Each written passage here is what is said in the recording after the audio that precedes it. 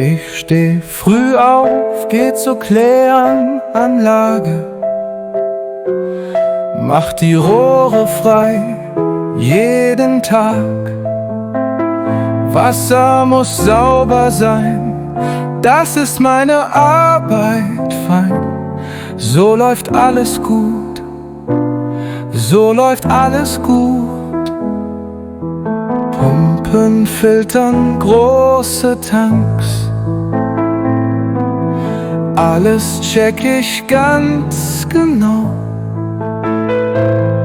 Chemie und Biologie helfen mir, oh sie, oh sie. Sauberes Wasser hier, sauberes Wasser hier.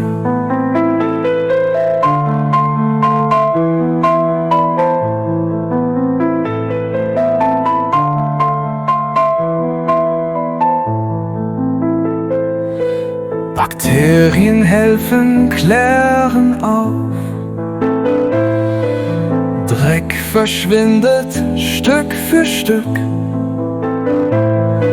Schmutz geht raus, Wasser rein. So muss es für alle sein.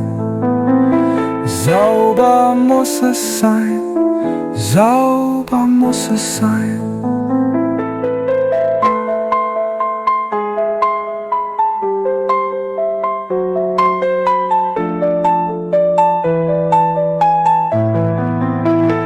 Ich bin stolz auf meinen Job, denn er hilft der Umwelt sehr. Ohne mich, was wär dann los? Dreck im Fluss, das wär nicht groß. Nein, das wär nicht gut. Nein, das wär nicht gut.